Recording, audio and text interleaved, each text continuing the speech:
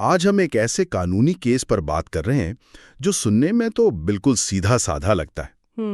ایک شخص نے چیک دیا، وہ باؤنس ہو گیا اور وہ گرفتار ہو گیا، مطلب بات ختم۔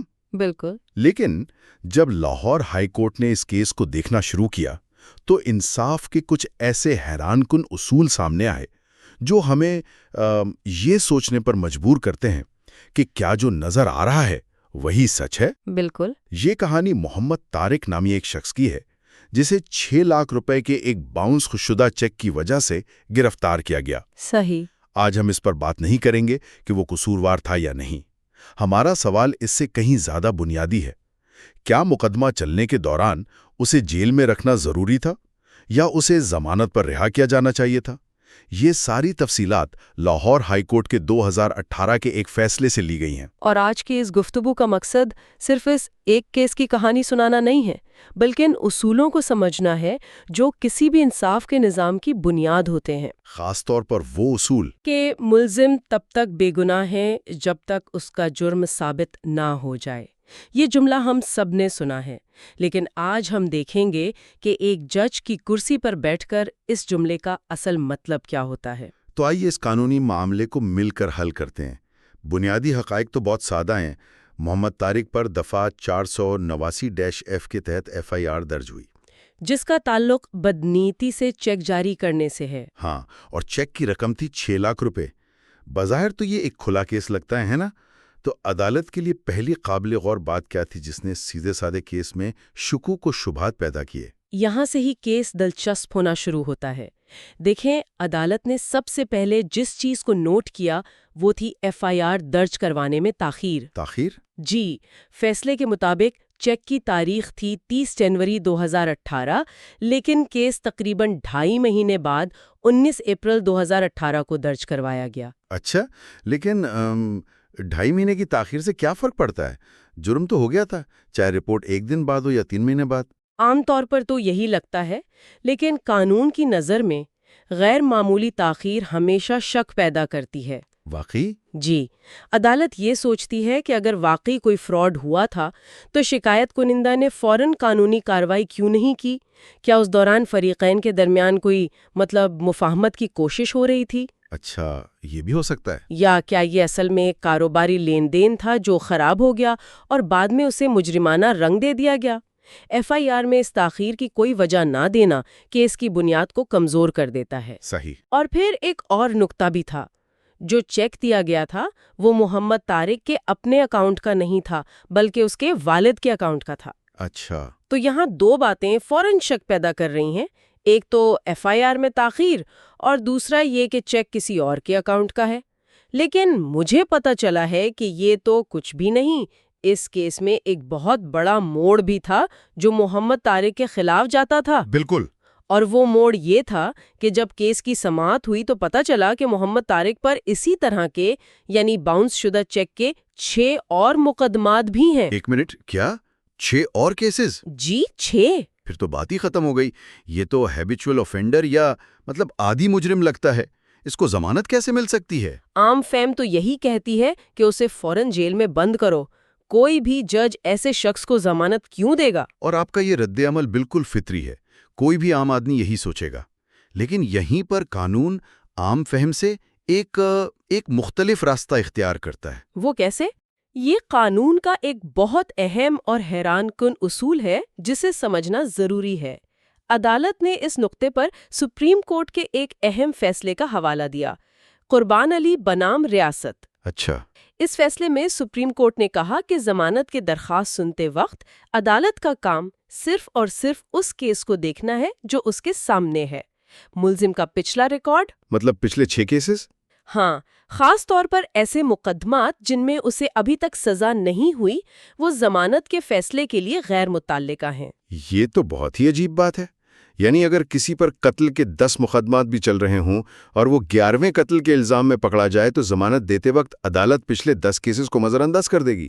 اصولی طور پر جی ہاں۔ یہ اصول تو ہماری عقل کے بالکل خلاف جاتا ہے۔ دیکھیں، یہ اصول اسی لیے بنایا گیا ہے تاکہ ہر شخص کو ہر کیس میں انصاف کا برابر موقع ملے۔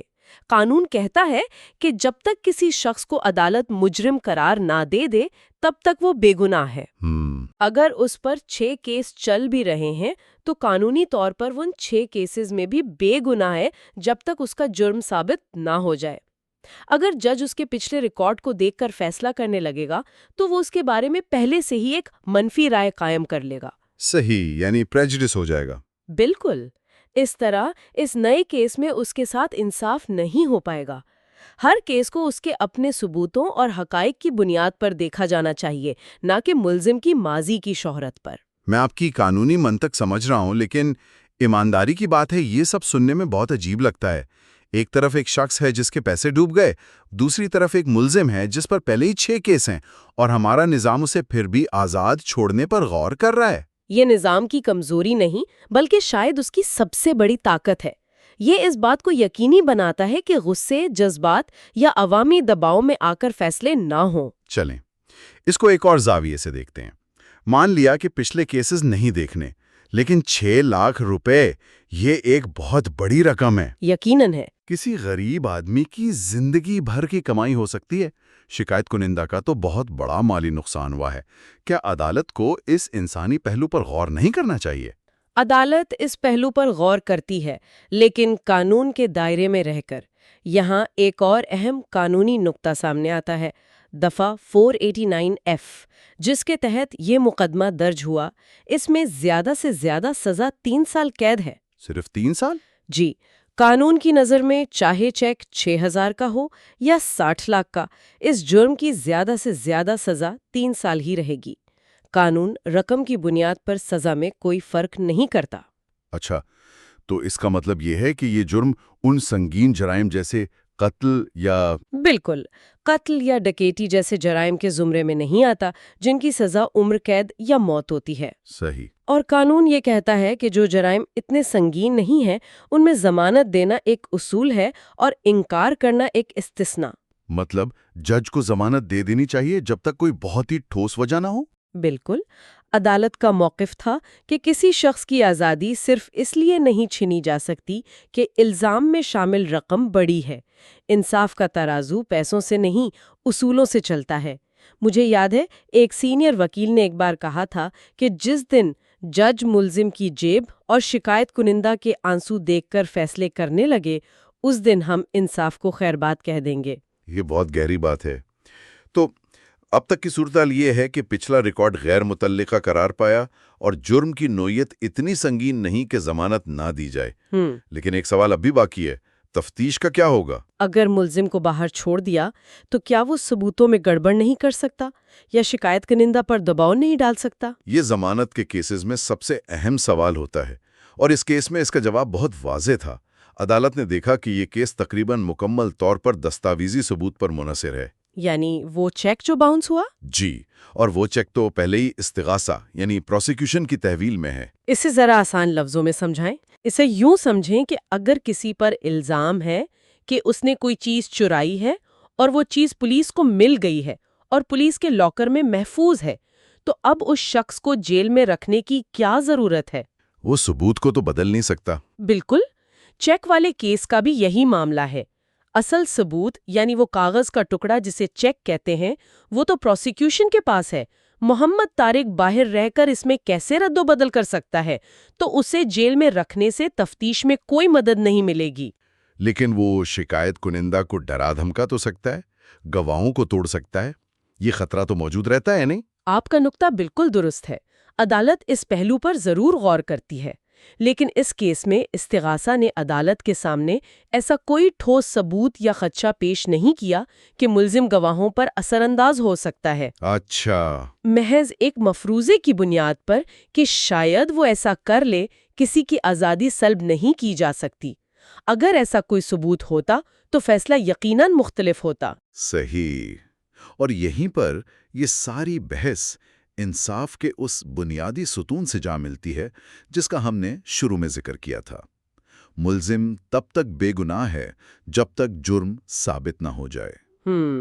عدالت نے اس موقع پر 1972 کے ایک تاریخی سپریم کورٹ کیس منظور بنام ریاست کا ایک بہت طاقتور اقتباس دہرایا۔ اس میں کیا کہا گیا تھا؟ اس فیصلے میں کہا گیا تھا کہ ایک مجرم کو غلطی سے ضمانت دینے سے ہونے والے نقصان کا ازالہ بعد میں اسے سزا دے کر کیا جا سکتا ہے، لیکن ایک بے گناہ شخص کو بلا جواز قید میں رکھنے کا کوئی ازالہ ممکن نہیں، چاہے وہ بعد میں باعزت بری ہی کیوں نہ ہو جائے۔ یہ تو روح تک کو ہلا دینے والی بات ہے۔ یعنی نظام انصاف ایک بے گناہ کو قید کرنے کی غلطی سے اتنا ڈرتا ہے کہ وہ 10 ممکنہ مجرموں کو ضمانت دینے کا خطرہ مول لینے کو تیار ہے۔ بالکل۔ قید بذات خود ایک سزا ہے، اور یہ سزا عدالت میں جرم ثابت ہونے سے پہلے نہیں دی جا سکتی، ہے نا؟ آپ نے بالکل صحیح سمجھا۔ اس اصول کی روشنی میں اس کیس میں ضمانت سے انکار کرنا مقدمے سے پہلے ہی سزا دینے کے مترادف ہوتا۔ صحیح۔ عدالت نے اپنے فیصلے کو مزید مضبوط کرنے کے لیے 2 اور سپریم کورٹ کے فیصلوں کا حوالہ بھی دیا، جن میں یہی اصول واضح کیا گیا تھا کہ جب کیس کی بنیاد دستاویزی ثبوتوں پر ہو جو پہلے ہی محفوظ ہوں تو ملزم کو ضمانت پر رہا کر دینا چاہیے۔ تو جب ہم ان سب کڑیوں کو جوڑتے ہیں، ایف آئی آر میں تاخیر، غیر متعلقہ پچھلا ریکارڈ، جرم کی کم سنگین نوعیت اور سب سے اہم ثبوت کا پہلے سے محفوظ ہونا، تو عدالت کا فیصلہ جو شروع میں بہت حیران کن لگ رہا تھا اب بالکل منطقی اور قانون کے اصولوں کے عین مطابق لگنے لگتا ہے۔ بالکل۔ ان تمام وجوہات کی بنا پر جج صادق محمود خرم نے محمد طارق کی ضمانت کی درخواست منظور کر لی۔ اسے 1 لاکھ روپے کے ضمانتی مچلوں کے عوض رہا کرنے کا حکم دیا گیا۔ یہ ضمانتی مچلے کیا ہوتے ہیں؟ کیا اس کا مطلب ہے کہ اسے 1 لاکھ روپے جمع کروانے پڑے؟ آسان لفظوں میں اس کا مطلب یہ ہے کہ اسے یا کسی اور شخص کو عدالت میں 1 لاکھ روپے کی گارنٹی جمع کروانی ہوگی، جسے شیورٹی بونڈ کہتے ہیں۔ اچھا۔ یہ اس بات کی ضمانت ہوتی ہے کہ ملزم مقدمے کی ہر تاریخ پر پیش ہوگا اور بھاگے گا نہیں۔ اگر وہ غیر حاضر ہوتا ہے تو عدالت یہ رقم ضبط کر سکتی ہے۔ یعنی یہ اس کی حاضری کو یقینی بنانے کا ایک طریقہ ہے۔ بالکل، لیکن یہاں ایک آخری اور بہت اہم نقطہ بھی ہے جسے نظر انداز نہیں کرنا چاہیے۔ جج نے اپنے فیصلے کے آخر میں واضح طور پر لکھا کہ ضمانت کے اس حکم میں انہوں نے جتنے بھی مشاہدات بیان کیے ہیں وہ سب عارضی نوعیت کے ہیں۔ عارضی؟ اس کا کیا مطلب ہوا؟ اس کا مطلب یہ ہے کہ یہ حتمی فیصلہ نہیں ہے۔ ہائی کورٹ نے یہ نہیں کہا کہ محمد طارق بے گناہ ہے، انہوں نے صرف یہ کہا ہے کہ اس مرحلے پر موجود مواد کی بنیاد پر مقدمہ ختم ہونے تک اسے جیل میں رکھنے کی کوئی قانونی وجہ نہیں ہے۔ اچھا۔ اصل فیصلہ کہ محمد طارق قصوروار ہے یا نہیں وہ ٹرائل کورٹ ہی تمام ثبوتوں اور گواہیوں کا تفصیلی جائزہ لینے کے بعد کرے گی۔ ہو سکتا ہے ٹرائل میں شکایت کنندہ تاخیر کی کوئی بہت اچھی وجہ بتا دے، یا پچھلے کیسز کا ریکارڈ کسی اور طریقے سے متعلقہ ثابت ہو جائے۔ ہو سکتا ہے، لیکن وہ سب بعد کی باتیں ہیں۔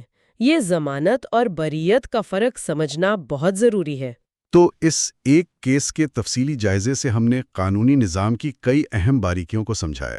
ہم نے دیکھا کہ ایک بظاہر سادہ کیس کے پیچھے کتنے گہرے قانونی اصول چھپے ہو سکتے ہیں۔ ہم نے ضمانت کے اصولوں کو سمجھا، اور سب سے بڑھ کر ہم نے اس طاقتور نظریے کو عملی طور پر دیکھا کہ کسی شخص کی آزادی سب سے قیمتی چیز ہے، اور اسے سزا ثابت ہوئے بغیر محض الزام کی بنیاد پر نہیں چھینا جانا چاہیے۔ بالکل۔ اور یہ کیس ہمارے لیے ایک آخری سوچے انگیز سوال بھی چھوڑ جاتا ہے۔ وہ کیا؟ یہ کسی بھی انصاف کے نظام میں موجود ایک مستقل کشمکش کو ظاہر کرتا ہے۔ ایک طرف معاشرے کو ممکنہ مجرموں سے بچانے کی ضرورت ہے، اور دوسری طرف ایک فرد کا یہ بنیادی حق کہ اسے قصوروار ثابت ہونے تک بے گناہ اور آزاد سمجھا جائے۔ ہم یہ لکیر کہاں کھینچتے ہیں؟ خاص طور پر آج کے دور میں جب اکثر مالی تنازعات کو فوجداری مقدمات میں بدل دیا جاتا ہے تاکہ دوسرے فریق پر دباؤ ڈالا جا سکے۔ سوال یہ ہے کہ انصاف کے نظام کا اصل کام کیا ہے؟ کیا اس کا کام لوگوں کے پیسے وصول کروانا ہے، یا صرف یہ طے کرنا ہے کہ کوئی جرم سرزد ہوا ہے یا نہیں؟ یہ وہ توازن ہے جسے قائم کرنا ہی کسی بھی انصاف پسند معاشرے کا سب سے بڑا چیلنج ہے۔ You are watching Legal Gupshup and GK with MD, your source for legal, historical, and breaking news. Don't forget to like, subscribe, and share for more informative content.